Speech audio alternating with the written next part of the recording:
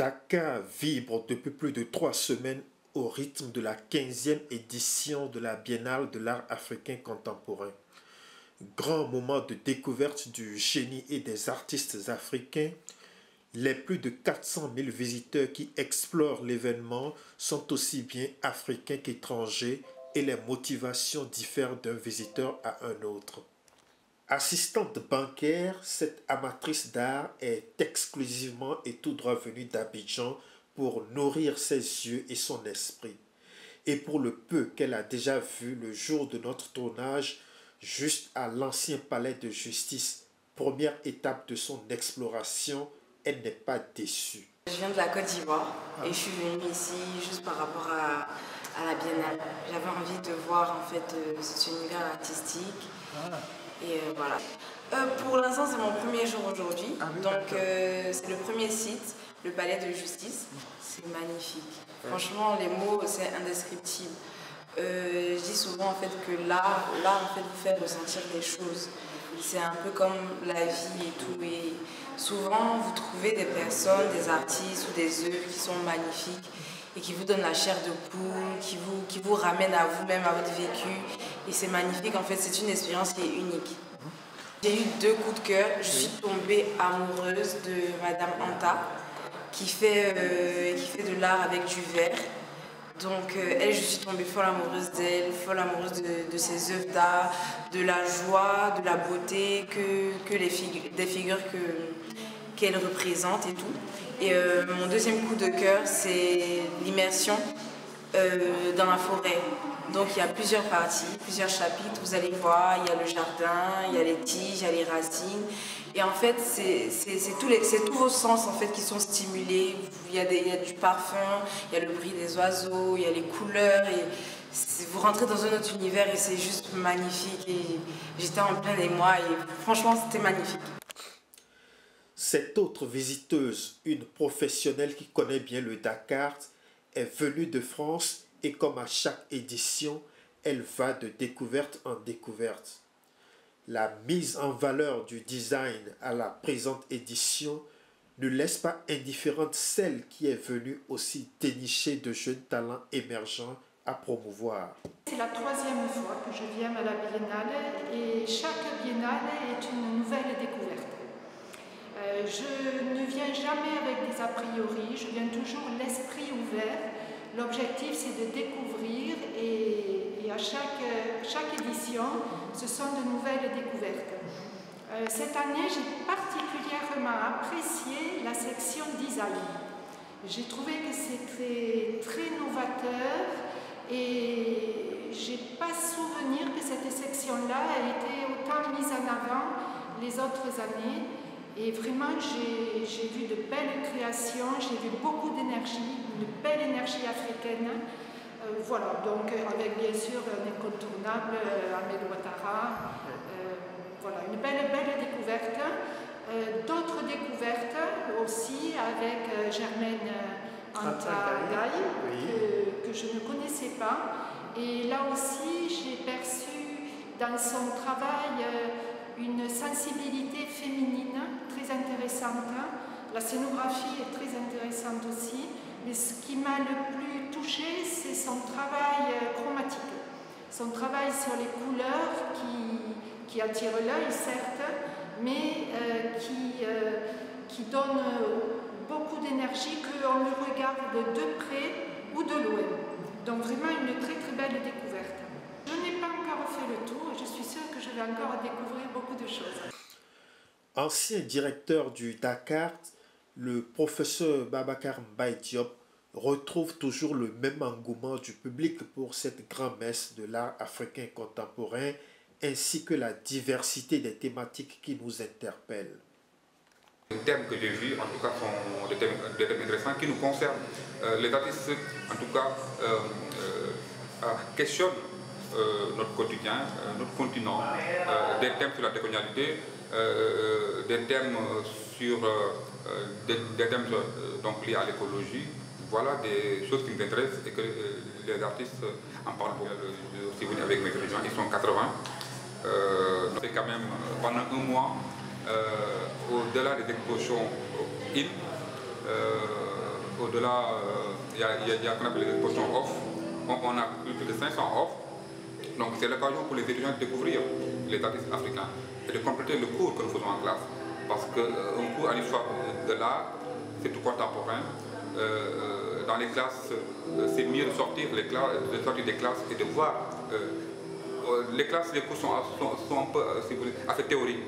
Mais quand les étudiants viennent ici et qu'ils voient eux-mêmes les artistes, les expositions, c'est là qu'ils vont donner plus d'importance au cours. Je pense que c'est important de sortir des cours et de venir découvrir les œuvres. Est-ce qu'ils sont sensibles à ce qu'ils ont vu? Je pense qu'ils sont très sensibles, même si pour certains c'est la première fois qu'ils viennent. Je pense qu'ils sont sensibles à ça. Et ils découvrent, en tout cas, et peut-être que... on ne sait jamais, dans quelques années, il y aura des futurs critiques d'art, des futurs historiens d'art, des futurs critiques d'art, des futurs philosophes de l'art, ou des futurs même commerçants, galeristes d'art. Et en tout cas, j'invite mes étudiants régulièrement à aller visiter les expositions. Peut-être que ça va donner des impulsions à certains. La Biennale de Dakar a aussi quelque chose de magique en ce qu'elle favorise la reconnexion de l'Afrique avec ses diasporas de par le monde, surtout celle des États-Unis et des Caraïbes. C'est le cas des Barbadiens venus à la Biennale avec le projet transatlantique One. Une dizaine d'artistes caribéens de talent exposent au Village des Arts dans ce cadre, réalisant ainsi un projet vieux de 30 ans. Leur sélection est fort bien appréciée par les visiteurs. Fantastique comme travail. On voit qu'ils ont fait une très belle sélection d'artistes de grand talent. Et évidemment, c'est ce qu'ils ont fait, ce qu'ils ont envoyé à la Biennale. Mais quand on connaît aussi l'aura de la Biennale et l'importance de cette plateforme dans les arts, je pense qu'on ne peut y retrouver que des grands talents. Et c'est ce que la Barbade est venue nous proposer cette année à la 15e édition de la Biennale de Dakar, au Village des Arts de Dakar.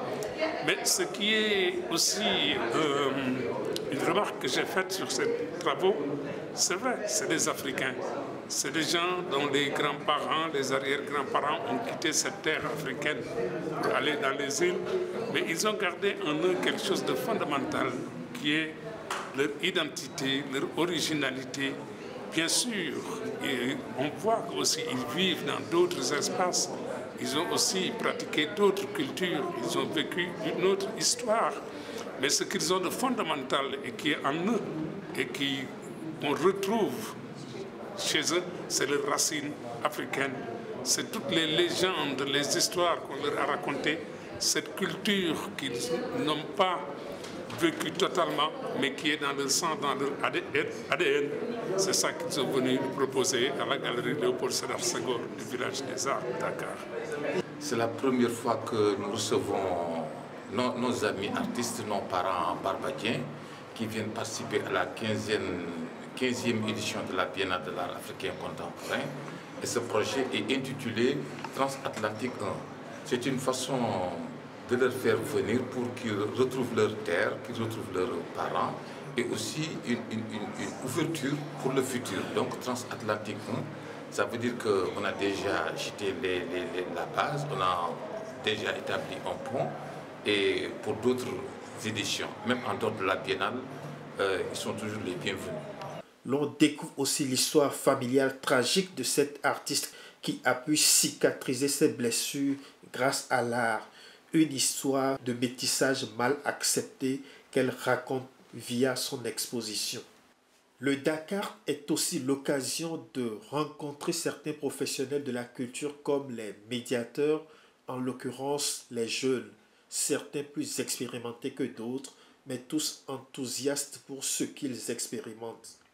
C'est une expérience assez enrichissante parce que en même temps tu rencontres des artistes avec qui tu échanges et tu en apprends des choses, tu en apprends davantage sur leur œuvre. Mais également ça te permet à toi également d'avoir une vision assez globale sur l'art et autres. Mais aussi c'est un espace vraiment de dialogue où nous avons plusieurs personnes qu'on rencontre avec différents profils. Et ce qui m'a beaucoup plu et touché dans cette expérience, c'est le dialogue qu'on a autour d'une œuvre d'art pendant les vernissages. Donc en global, je dirais que c'est une expérience assez enrichissante. C'est ma deuxième participation en tant que médiatrice culturelle, puisque j'étais là en 2022, j'étais au Musée des civilisations noires et cette année à l'Ancien Palais. Donc je dirais que c'est un événement assez important pour l'art en général. La médiation, c'est le médiateur, je dirais, c'est cette personne-là qui met en contact le visiteur et l'œuvre d'art qu'il y a. Nous servons de médiation pour mieux comprendre l'œuvre d'art que l'artiste expose en fait. Donc bien avant que les visiteurs ne se présentent, nous on a eu une rencontre avec les artistes. Ils nous expliquent un peu l'œuvre qui est exposée ou bien leur vision artistique. Donc quand les visiteurs viennent et qu'ils ont des questions ou bien ils veulent en savoir plus sur l'œuvre, c'est nous qui sommes là pour les aider à mieux comprendre l'œuvre qui est exposée. Parce que souvent les artistes, après les vernissages, ils peuvent ne pas être là. Donc c'est un peu ça notre travail, c'est aider à mieux comprendre l'œuvre qui est. Cet autre médiateur choqué du rapport de certains visiteurs aux œuvres d'art conseille une éducation artistique aux plus jeunes. On voit qu'il y a pas mal de visiteurs quand ils viennent, ils te demandent de voir, ils te montrent des vidéos. J'ai vu ça sur TikTok où se trouve. Donc quand ils voient aussi par rapport aux œuvres, ils viennent, ils s'assoient dessus. Voilà. Et ça montre que les gens sont venus par rapport à la beauté, mais pas pour découvrir c'est quoi exactement ce qui est derrière les œuvres, pourquoi les créateurs ont fait ces œuvres, etc. Donc il y a pas mal de choses à revoir pour les prochaines biennales, comment on va organiser cela, mais aussi comment communiquer vis-à-vis aux visiteurs qui viennent pour voir les différentes œuvres. Donc, il y a un manque d'éducation artistique aussi au niveau des Sénégalais, parce que par rapport aux Européens qui viennent, eux ils comprennent plus c'est quoi l'exposition, quelles sont les œuvres. Des fois il y a des gens qui connaissent déjà les artistes, ils viennent, voilà, quand tu discutes avec eux, tu sais que voilà, ces gens c'est des connaisseurs. Mais la public jeune surtout, sénégalaise, on remarque que les gens ne connaissent pas c'est quoi la biennale, c'est quoi une œuvre, et ils ne cherchent pas aussi à savoir qu'est-ce qui est derrière l'œuvre et qu'est-ce que ces œuvres expliquent. Comme histoire ou bien voilà, comme designer, c'est quoi la création, l'esprit, la matière, non, ils sont là pour prendre des images, se photographier, prendre des choses à montrer sur TikTok ou bien montrer les amis, etc. Donc ça, il faut une sensibilisation mais aussi une éducation artistique au niveau national. La Banque internationale pour le commerce et l'industrie du Sénégal a saisi l'occasion de cette biennale pour rendre un hommage à un monument de la peinture au Sénégal qu'elle expose dans son agence Prestige. Il s'agit de Baye Mbalo Kébé, un peintre au pinceau fin, féru de jazz et de blues. Témoignage du critique d'art, le professeur Maguey Kassé. D'abord, c'est un artiste multidimensionnel parce qu'il ne fait pas que dans un genre esthétique, dans sa peinture, notamment le khatib, un texte qu'on lui donne. Et il se sert de ce texte pour faire autre chose, des visages, des personnalités. Déjà, c'est une tendance du point de vue technique, d'une orientation dans le domaine des arts plastiques. Mais ce qui nous réunit ce soir est une autre tendance de du caractère multiforme de son œuvre. C'est son penchant pour le jazz et le blues. Et la musique de manière générale, puisque dans ces tableaux, on voit à la fois des musiciens de jazz, mais on voit également du Ndiaye Rose, les tam-tams, les tambours, les tamas. Et donc, il fait un pont dans le jazz avec l'origine africaine du jazz dont j'ai parlé dans mon texte, et en même temps, le clin d'œil qu'il fait aux Africains américains de la diaspora.